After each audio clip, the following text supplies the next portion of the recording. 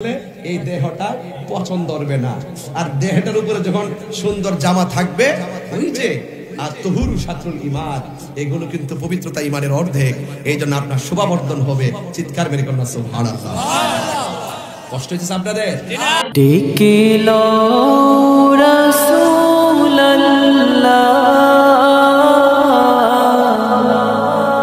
এই জন্য খাঁটি পীরের গায়ে লাগবে না, সুবিধাবাদীর পীরের গায়ে লাগলে আমার কোনো কিছু আসে যায় না। কথা বলেন ঠিক কিনা? আমরারও মুরিদ আছে, কিন্তু দরবারে যায় যায় কিন্তু সপ্তাহে সপ্তাহে মানুষ মুরিদ হয়। আল্লাহর রহমতে অনেক মুরিদ আছে। এরপর আমি সেটাকে একটা জায়গায় রাখি, কিন্তু আমি উমরের চরিত্র নিয়ে কথা বলি, কারণ নরমের দিন চলে গেছে, এখন গরম হওয়া লাগবে। মুসলমানরা নরম হইতে হইতে ভাগ হইতে হইতে হইতে হইতে ইহুদিরা আমাদের দরজা কাইটটা করে ঢুকে গেছে। কথা বলেন ঠিক কিনা? এই জন্য আমার নবীর সাহাবায়ে কেরাম মহব্বত করতেন কেমন ভাবে শুনেন। আল্লাহর হাবিব বলে, ও সাহাবীরা, তোমরা যাইবা যুদ্ধের ময়দানে, তোমরা যাইবা যুদ্ধের ময়দানে। এবার সাহাবায়ে কেরাম যুদ্ধের ময়দানে চলে গেছে। জবানটা খুলে কোন, আমার নবী খানকায় বসায় রাখে নাই, আমার নবী মেহরাবের সামনে বসে বসে সাহাবী নিয়ে গল্প করে নাই। যখন মনোর হয়েছে মেহরাবে কথা বলবে, মেহরাবে কথা বলেছেন। যখন বলেছেন রাজপথে যাও, রাজপথে গিয়েছেন। কিন্তু আমার নবীকে সাহাবায়ে কেরাম 100% মানতেন। আমরা মুখে যদিও নবী নবী করি, অনেকের অন্তরের ভিতরে মুনাফিকি আছে না নাই? এই মুনাফিকরা কাফের চাইতো আরো খারাপ। সাহাবায়ে কেরাম জীবন দিছে, কিন্তু যুদ্ধের ময়দান থেকে পলায়ন করে নাই। এই জন্য আমার নবী যে তলোয়ারটা সাহাবীর হাতের মধ্যে দিয়েছেন, এই তলোয়ারটা লইয়া সাহাবী যুদ্ধের ময়দানে গিয়েছেন। আল্লাহর হাবিব মসজিদের মধ্যে বসে বসে যুদ্ধের ময়দান দেখতেছেন। আপনারা জবান খুলে বলুন, আমার নবী যদিও দূরে, আমার নবী দেখার ক্ষমতা আছে না নাই? দলিল দলিল দলিল, ইন্নাল্লাহা জাওয়ালিয়াল আরদা ফারাইতু মাশারিকাহা ওয়া মাগারিবাহা। আল্লাহর হাবিব বলেন, আল্লাহ আমার জন্য সারা পৃথিবীটারে ছোট করে দিয়েছে, আমি পূর্ব থেকে পশ্চিম প্রান্ত পর্যন্ত আমি দেখতে পারি। আল্লাহর হাবিব ঘরে বসে মসজিদে বসে বসে যুদ্ধের ময়দানে সেনাপতির অবস্থা দেখতেছেন। প্রথম সেনাপতিকে মেরে ফেলেছে, দ্বিতীয় সেনাপতিকে মেরে ফেলেছে, তৃতীয় সেনাপতির হাতের মধ্যে তলোয়ারটা নিয়েছে। এই তলোয়ারটা নিয়ে যুদ্ধ শুরু করে দিয়েছেন। আল্লাহর হাবিব বলেন, আমি ঘর থেকে দেখতেছি, মসজিদ থেকে দেখতেছি, ওই সাহাবীটা যুদ্ধের ময়দানে যুদ্ধ করতেছে। তার গায়ের মধ্যে গায়ের জোর নয়, তার গায়ের মধ্যে আমার আল্লাহ বেলায়েতের জোর দিয়া দিছে। শত শত কাফেররা আমার জাফরের সামনে দাঁড়াইতে পারে না। এটা কি গায়ের জোর না বেলায়েতের জোর? এবার ওই সাহাবী যুদ্ধ করতেছে, তার সামনে কেউ দাঁড়াইতে পারে না, পিছনে কেউ আসতে পারে না, ডাইনে কেউ আসতে পারে না, বামে কেউ আসতে পারে না। মারতে দেরি, ওই সাহাবীর অর্ধেকটা হাত কাটা ঝুইল্লা গেছে, আর অর্ধেকটা কাটা হাত দিয়ে এত ভারী তলোয়ারটা আলগাইতে পারতেছে না। এরপরে বাম হাতের মধ্যে তলোয়ারটা নিয়ে গেছে। ও বন্ধুরে,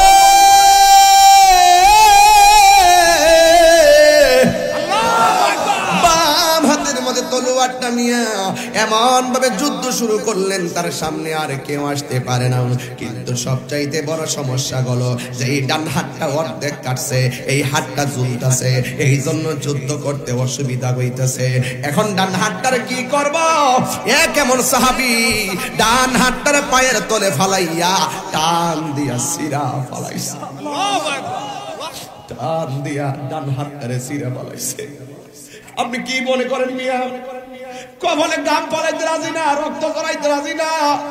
আর এই সাহাবী যুদ্ধ করতে যায় নিজের ডান হাতটারে টান দিয়ে সিরা ফালাইছে। এবার বাম হাতটার মধ্যে তলোয়ারটা লইয়া এমন ভাবে যুদ্ধ শুরু করে দিল। আর বিয়াদবরা কি করলো দেখেন, যে এই সাহাবী নিজের হাত নিজের টান্দা ফালাইয়া দিয়ে যুদ্ধের মাঠে থাকে, যুদ্ধের মাঠ থেকে পলায়ন করে না। ওই সাহাবীরে কেমনে কাবু করা যায়? আবার চতুর্দিক দিয়ে আক্রমণ করলো। তার বাম হাতটার মধ্যে একটা কূপ মারছে, একটা কূপ দিয়ে বাম হাতটারে কাইটা ফালাইয়া দিছে। তলোয়ারটা মাটির মধ্যে জড়ে গেছে। ওই সাহাবী কি করলো? দুই হাত নাই, দাঁত দিয়া কামড় দিয়া তলোয়ারটা লইয়া দাঁড়াইয়া গেছে। জোরে জোরে কি আল্লাহু আকবার বলা যাবে না? হে আমার আশিকিন জাকিরিন মুহিবিন বাবাজিরা রে, এবার ওই সাহাবী তলোয়ারটারে কামড় দিয়া ধরছে, দইরা সে যুদ্ধের মাঠে চলে গেছে। কিন্তু বেয়াদবেরা কি করলো জানেন? হাত যেহেতু নাই, দাঁতের কামড় দিয়া তো তলোয়ার সোজা করা যায় না। এরপর মুখটা যতটুকু লড়াইছে, জীবন দিমু নবী পাঠাইছে হককে প্রতিষ্ঠা করার জন্য। জিহাদের ময়দান থেকে পলায়ন করা যাবে না। আল্লাহর হাবিব বলেছেন, আল জিহাদু মাজিন ইলা ইয়াউমিল কিয়ামা, জিহাদ কিয়ামত পর্যন্ত চলবে। এই সাহাবী যখন এইভাবে মুখের মধ্যে তলোয়ারটা কামড় দিয়া যুদ্ধ করতেছে, একটা বিয়াদব আইসা দুইটা চোখের ভিতরে দুইটা শলা ঢুকাইয়া দিছে। তখন সাহাবী রাস্তা হারাইয়া ফলাইছে, যুদ্ধের মাঠ হারাইয়া ফলাইছে। আর একটা বুকের ভিতরে এমন জোরে আঘাত করলো, আমার নবীর চেহারা মুবারক মসজিদে বসে থেকে লাল হয়ে গেছে। বেলাল রাদিয়াল্লাহু তাআলা আনহু ডাক দিয়া কই, নবী গো, আল্লাহু আকবার, ও মায়ার নবী, আপনার চেহারাটা হঠাৎ করে কেন এমন ভাবে লাল হয়ে গেল? আমার নবী কই, বেলাল রে, ইসলাম যে কেমনে ভালোবাসতে হয়, নবীর যে কেমনে ভালোবাসতে হয়, হককে প্রতিষ্ঠা করতে যাইয়া কেমনে জীবন দিতে হয়, আমার জাফর দেখাইয়া দিছে। জোরে জোরে কি আল্লাহু আকবার বলা যাবে না?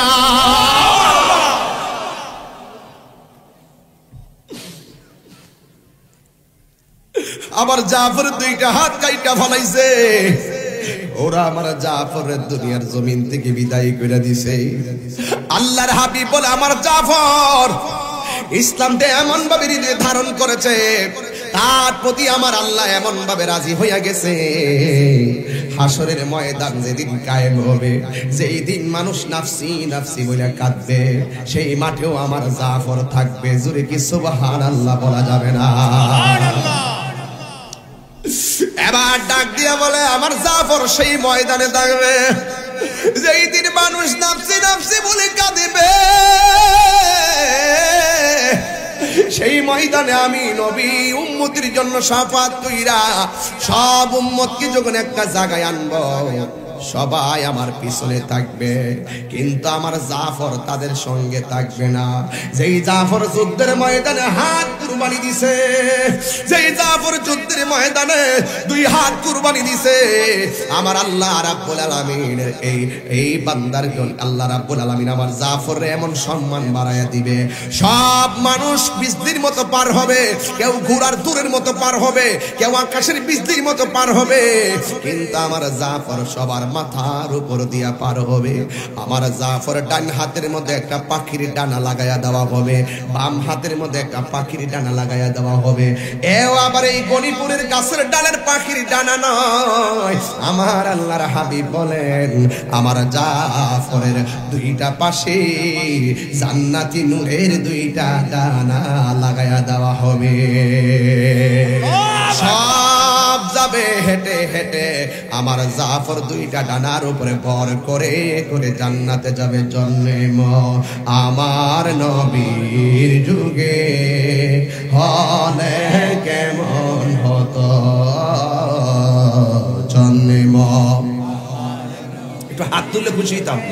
এ হলে কেমন হতো, দুই হাত দুই হাত, দু নয়নে রাসূল পাক দেখিলে কেমন হতো, দু নয়নে রাসূল পাক দেখিলে কেমন হতো, জন্ম আমার নবীর যুগে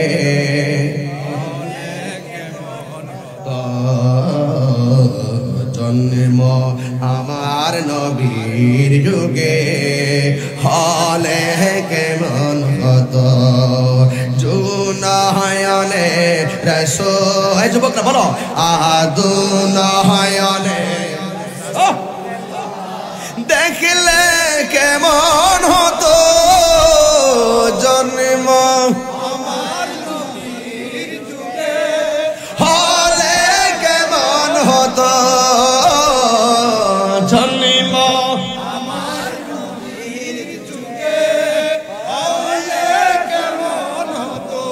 আল্লাহু আকবার বলবেন না? আল্লাহর হাবিব বলেন হাশরের ময়দানে আমার জাফর দুইটা নূরের ডানা লইয়া উড়াইল্লা উড়াইল্লা জান্নাতে যাবে।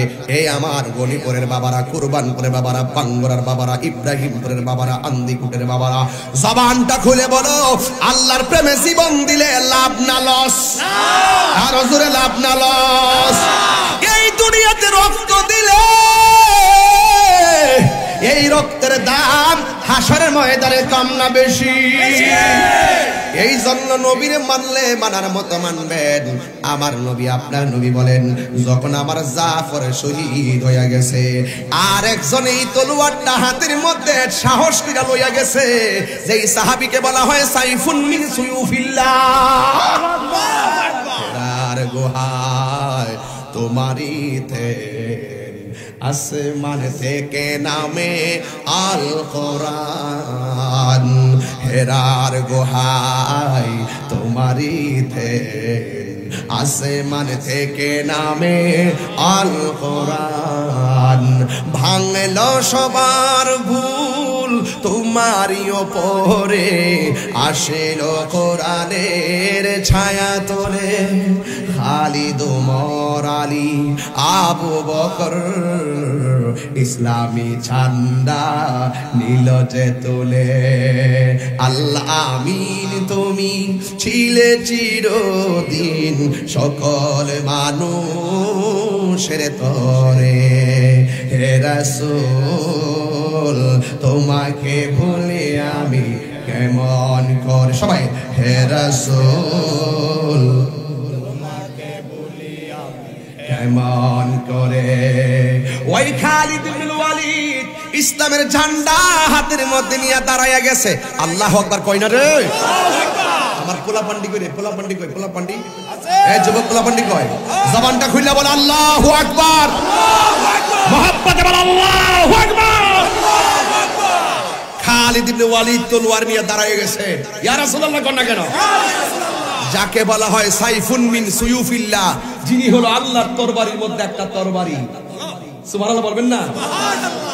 এইভাবে তলোয়ার নিয়ে দাঁড়ায় গেছে। যেই মাত্র দাঁড়ায় গেছে ওই মুহূর্তে খালিদ ইবনে ওয়ালিদের সামনে কেউ আসবে সাহস পায় না। এমন ভাবে যুদ্ধ শুরু করলো 50% বিজয় মুসলমানদের অনুকূলে চলে আসলো, আবার বিরোধীদের সাথে সামনে মারলো 60% যুদ্ধের যুদ্ধ মুসলমানদের অনুকূলে চলে আসলো। এইভাবে যুদ্ধ করতে করতে 95% মুসলমানদের দিকে বিজয় চলে আসছে। কিন্তু ওই মুহূর্তে হযবরল অবস্থা শুরু হয়ে গেছে। খালিদ ইবনে ওয়ালিদ সামনে ছিল, সব সাহাবীরা পিছনে ছিল। 95% মুসলমানরা জিতে যাইতেছে। ওই মুহূর্তে খালিদ ইবনে ওয়ালিদ পিছন দিকে একটা দৌড় মারছে। বন্ধু এক বন্ধু রে আমার, ও আমার গনিপুরের বাবারা, এ আমার বাঙ্গুরা বাজারের বন্ধুরা গো, 95% মুসলমানরা জিতে যাবে। ওই মুহূর্তে খালিদ ইবনে ওয়ালিদ পিছন দিক দিয়ে দৌড় মারছে। অন্যান্য সাহাবীরা ডাক দিয়া কয় সেনাপতি অনেক রক্তের বিনিময়ে আপনার হাতের মাধ্যমে বিজয় পাওয়া যাচ্ছে, আপনি কেন পিছনে চলে যাচ্ছেন? এবার তিনি ডাক দিয়ে বলে আমার মাথার হেলমেটটা কোথায় যেন পড়ে গেছে, আমার হেলমেটটা খুঁজতেছি। সাহাবীরা বলে হেলমেট খোঁজার দরকার নাই, আমাদের হেলমেটটা আপনার মাথার মধ্যে লাগান, আমাদের হেলমেটটা আপনার মাথার মধ্যে লাগান। কয়ে না না, তোমাদের হেলমেট লাগাইলে আমি শক্তি পাবো না, আমার হেলমেটটাই লাগাতে হবে, আমার হেলমেটটাই লাগাতে হবে। হরি অন্তরে লাই গাছে আগুন, অন্তরে লাই পানি দিলে নিবে না জ্বালা, জোড়ায় না জ্বালা, জোড়ায় না রে জ্বালা।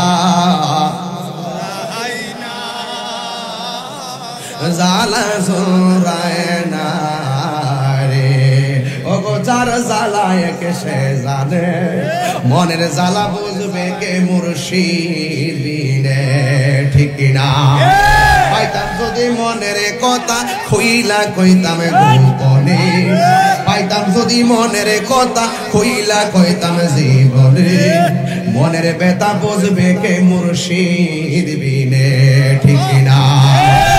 হায় রে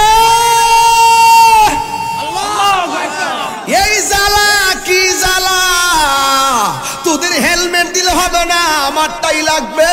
ভাই আমরা তো যুদ্ধ হাইরা যাইতেছি, যুদ্ধ হাইরা গেলে হেলমেট দিয়া করবেন কি? খালিদ ইবনে ওয়ালিদ ডাক দিয়া কয় না আমার হেলমেটটাই লাগবে। এটার ভিতরে একটা রহস্য আছে না না? আরো জোরে আছে না না? কোনবা দেশে রয়লা রে হে দয়াল জান, বিজয়ের মালিক, বিজয় দেওয়ার মালিক কে?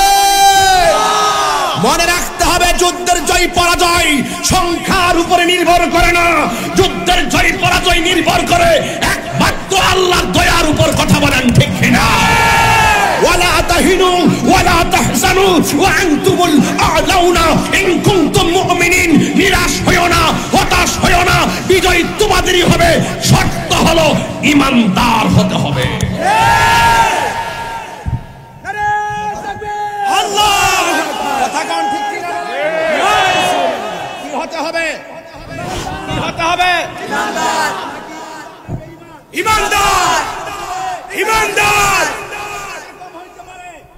মুসলমানদের সংখ্যা কম হইতে পারে, নিরাশ হইও না, হতাশ হইও না, ভিতরে ঈমানটা রাখো, ভিতরে ঈমানটা রাখো। এমন সময় আসবে ইহুদি খ্রিস্টানরা, ওই ইহুদির গুন্ডারা, ইসরায়েলের গুন্ডারা মুসলমানদের ডরে গাছের কোনায় যাইয়া পলাইব।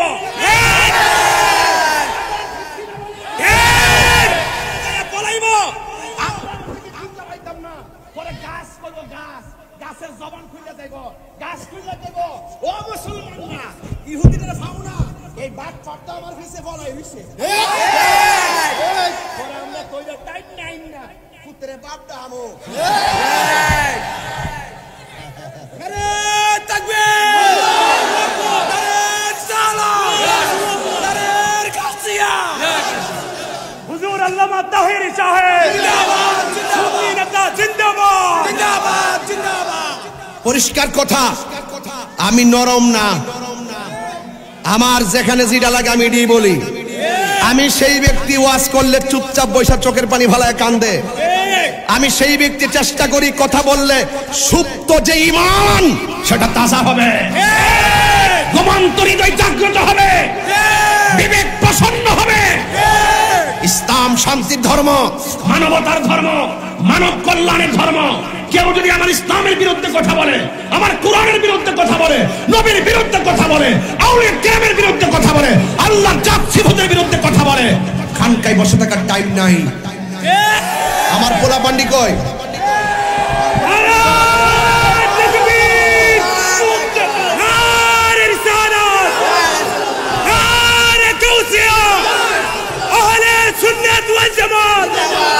হুজুর আল্লামা তাহিরি সাহেব, নারে তাকবীর, সুন্নি নেতার আগমন, নারে তাকবীর। হুজুর আল্লামা তাহিরি সাহেব জিন্দাবাদ, জিন্দাবাদ। হুজুর আল্লামা তাহিরি তোমার ভয় নাই, কারবালার তলোয়ার, কারবালার তলোয়ার। আমার যুবক ভাইরা, আমার যুবক ভাইরা শুনুন, শুনুন। সাহাবায়ে কেরাম যুদ্ধের মাঠ থেকে পলায়ন করে না। আমরা কি পালিয়ে যাব? খানকায় বহুত হইছে, এবার তসবি বালিশের উপর রাইখা রাজপথে নামেন, আর নাইলে গাড়ির উপরে বইয়া থাকা সাফার দাঁত ফলাইব। কথা কোন ঠিক কিনা বলেন? যাই হোক বাবার, আমার খালিদ ইবনে ওয়ালিদ বলছেন আমার হেলমেটটাই লাগবে। সুবহানাল্লাহ কোন গেলে? আরে আরেকটা হেলমেট নেন না, আরে আরেকটা হেলমেট নেন না। কয় লাগতো না, আমারটাই লাগবে। আল্লাহর পর কোনটা গেলে? আপনারা মনে করেন যে আমি নতুন তাহিরি আইছি, হিডাও কিন্তু হিডা, হিডাও কিন্তু হিডা। আপনারা আমার অঙ্কুর কালো দেখছেন, অন বুড়া কালো বড় হয়েছে গা, শুরু হইতাছে, শুরু হলে আরে আমাদের হেলমেটটা মাথাতে লাগান না, না আমারটি লাগবো। এখন যেই মাঠের মধ্যে, মাঠটা তো বালুর মাঠ ঠিক না, অন গুড়া যে দূর আছে আওলা উরুন্ডি, গুড়ার দুলার মধ্যে ভুইরে হেলমেট মাটির দলে অর্ধেক গেছে গই, অন বিচার আর হেলমেট মানা, অহন কাফেররা তো ভীষণ দিক দিয়া। আপনি যাবেন গা, আপনি কেমনি যেতে পারবে? আরে চেয়ারম্যান মনের মতো, আমার মহব্বতের মানুষকে জানেন না আপনারা, জনতা চেয়ারম্যান না, ওই যে যাইবেন কেমনে, চুম্বুক লাগিয়ে রইছে না, এই যে লাগিয়ে রইছে না, আমার হাবাগন মার হাবাগন, কষ্ট হইতেছে আপনারা, কষ্ট হইতেছে। তাইলে আমি যেটা বলছিলাম যে হেলমেটটা খুঁজা ফানা, ওই যে দেখেন অন্য কেউ মনে বনবারে ফোলাফান না, মেজাজ গরম, দিল নরম, কথা ঠিক না বেডে। হ্যাঁ, ওই আমার হেলমেট দিয়ে লাগবো, তাহলে বোঝা গেল এটার ভিতরে রহস্য। তোরারটা হইতো না, তোরারটা হইতো না, আমার দিয়ে লাগবো। এর ফলে বালুর কারণে অর্ধেকটা বালুর ভিতরে ঢুকে গেছে গা। এখন যদি হেলমেট না ভা, তাহলে মুসলমানরা হেরে দিতেছে। ওই মুহূর্তে সাহাবীরা কয়, খালিদ ইবনে ওয়ালিদ আপনি কি শুরু করছেন? বিজয়ের মাঠটা হারে এদের অনুকূলে চলে যাচ্ছে।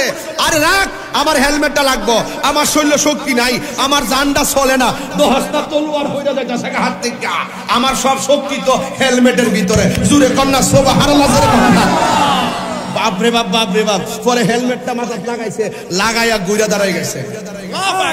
দেখবেন ওই জঙ্গলার ভিতরে জিওগ্রাফি দেখবেন, মাঝে ডিসকভারি দেখবেন, ডিসকভারি দেখবেন ওই যে ভাগে আছে না, বাঘে বাঘে ওই ইয়ারে ধরতে আসে, মহিষরে ধরতে আসে, মহিষ দূরতেছে গোটা, যখন গুইরা মহিষটা হারুই জায়গা, বাঘে যতই গতিটা দিয়ে আয়োগ কিছুক্ষণে জ্বললো, বাঘে দাঁড়া। মুসলমান ঘুরে দাঁড়িয়ে যাও, কাপুরুষেরা পালিয়ে যাবে, ঘুরে দাঁড়িয়ে যেতে হবে। আজকে মুসলমানদের অবস্থা বেশি বিশ্বে ভালো না। এই বোমার আওয়াজে ফিলিস্তিনিরা ঘুমাইতে পারে না, বোমার আওয়াজে ফিলিস্তিনের প্রেগন্যান্সি মহিলাদের পেটের বাচ্চা বিকলাঙ্গ হয়ে যাচ্ছে, আর আমরা 3 বেলা ভাত খাই। আরে ওই দেশে যুদ্ধ করতে যাওয়া লাগবে না। অনেকে বলে হুজুর ফিলিস্তিনে যুদ্ধ হয়, মুরাদনগর সিল্লাইলে কি লাভ হইব? আমি কই আপনি এখনো ঘুমের ঘরে আছেন, আপনাকে জাগ্রত হতে হবে। বাবা শাহজালালের বাড়ি কিন্তু এই দেশে আসেন না, ইয়েমেন দেশ থেকে আইছিল, 360 জন আউলিয়া লই আইছিল। আল্লাহু আকবার ধ্বনিতে গরু গোবিন্দের বিল্ডিং ফেটে চুরমার হয়ে গেছে। তো আমি বিশ্বাস করি এই গণিপুর বাঙ্গরার মানুষ যদি এই ফিলিস্তিনি মুসলমানদের জন্য খোলা আকাশের নিচে 2টা চোখের পানি ফালাইয়া আল্লাহর কাছে প্রার্থনা করে, আমি মনে করি এই 2টা চোখের পানি যদি আল্লাহ কবুল করে ফেলায়, তাহলে এই 2টা চোখের পানি ইসরায়েলের গুন্ডা বাহিনীর জন্য ক্ষেপণাস্ত্র হয়ে যাবে। আমার যুবকরা কি মাঠে আসো? 2টা হাত তুলে বলে আসো। আমরা কি রাজি আছি ইনশাআল্লাহ? আল্লাহ কবুল করুক, আমিন কোন, আর জোরে আমিন। এবার খালিদ ইবনে ওয়ালিদ মাথার হেলমেটটা তালাশ করতে করতে হঠাৎ করে হেলমেটটা মাথার মধ্যে নিয়ে ঘুরে দাঁড়ায় গেছে। যেই মাত্র তলোয়ার নিয়ে ঘুরে দাঁড়ায় গেছে, কাফেররা থমকে দাঁড়ায় গেছে। আল্লাহর হাবিব বলেন, আমি মসজিদে দেখতেছি আল্লাহ রাব্বুল আলামিন আমার খালিদ ইবনে ওয়ালিদের নেতৃত্বে ওই মুতার যুদ্ধের বিজয়ের পতাকা দান করেছে। এরপরে সাহাবীরা বলাবলি শুরু করলো, আমরা যুদ্ধ জিতেছিলাম, কিন্তু হঠাৎ করে হেলমেটের জন্য খালিদ ইবনে ওয়ালিদের যে খেলা দেখাইছে, আমরা মনে করছি, আমরা মনে করি যুদ্ধের ময়দান থেকে হারিয়ে যাব, হেরে যাব, কিন্তু না না না, শেষ পর্যন্ত আমরা বিজয় পেয়েছি। এবার খালিদ ইবনে ওয়ালিদকে জিজ্ঞাসা করা হয়, খালিদ ইবনে ওয়ালিদ আপনি হঠাৎ করে হেলমেটের জন্য কেন পিছনে গেলেন? আপনার শক্তির সাথে হেলমেটের সম্পর্ক কি? খালিদ ইবনে ওয়ালিদ বলে, হয় আমার নবীর সাহাবীরা গো, আমার গায়ের মধ্যে কোনো শক্তি নাই, আমি সব শক্তি আমার হেলমেট থেকে পাই। জিজ্ঞাসা করা হয়, আমাদের তো হেলমেট আছে, আপনার হেলমেটের রহস্য কি? খালিদ ইবনে ওয়ালিদ ডাক দিয়া বলেন, আমার হেলমেটের ভিতরে ছিল আল্লাহর হাবিবের মাথা মোবারকের চুল মোবারক।